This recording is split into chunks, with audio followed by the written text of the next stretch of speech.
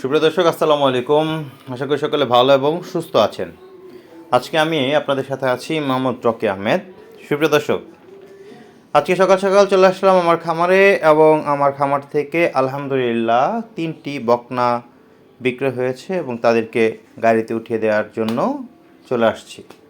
আসলে এই 3টি বকনা অনেকেই নিতে চেয়েছে, আমি সকলকে তো দেওয়া সম্ভব নয়।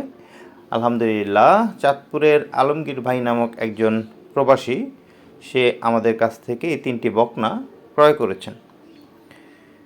আজকে এই বকনাগুলোকে আমরা বিদায় দিব। বিদায় দেওয়ার জন্য আপনারা দেখছেন যে ইতিমধ্যে আমরা আমাদের খামার থেকে গাড়ি পর্যন্ত একটি বকনাকে নিয়ে আসলাম এবং একটি বকনাকে ইতিমধ্যে আমরা গাড়িতে উঠিয়েছি।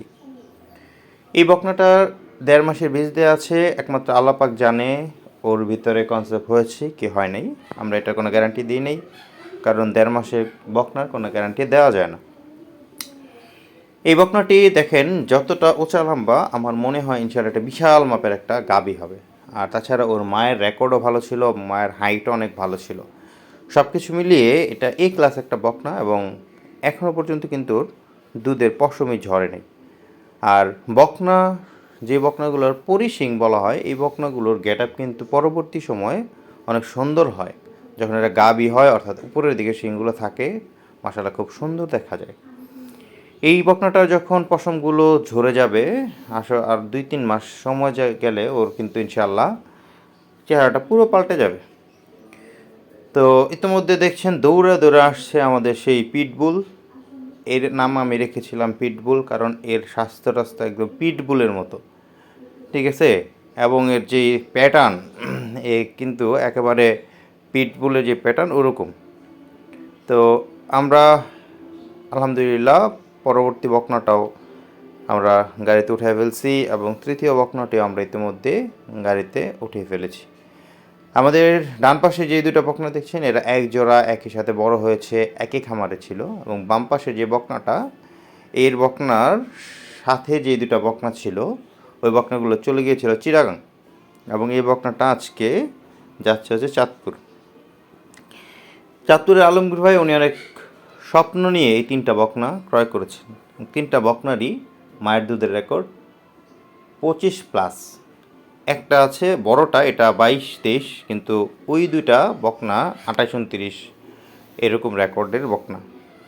আসলে বকনা জাতমান যদি আপনি ক্রয় করতে চান, তাহলে কিন্তু আপনাকে অবশ্যই ভালো টাকা দিয়ে ক্রয় করতে হবে। অনেকে আছেন 60,000 টাকা দিয়ে, 70,000 টাকা দিয়ে, 50,000 টাকা দিয়ে 25 লিটার দুধের বকনা ক্রয় করতে চান। আমি বলবো, আপনাকে যদি এই মিথ্যা আশ্বাস কেউ দেয় বাংলার জমিনে যে আপনি 50,000 টাকা দিয়ে 25 লিটার 30 লিটার দুধের একটা গাভীর বাচ্চা আপনি ক্রয় করতে পারবেন, তাহলে এর চাইতে বড় বাটপারি পৃথিবীর বুকে আর কিছু হবে না। কথাটা যদি সন্দেহ হয়, তাহলে অরিজিনালি যারা 25-30 লিটার দুধের বকনা বিক্রয় করেন তাদের সাথে কথা বলে দেখতে পারেন। একটা 25 লিটার দুধের বকনা মাটিতে যখন জন্মগ্রহণ করবে, তখনই তার দাম থাকবে 60,000+।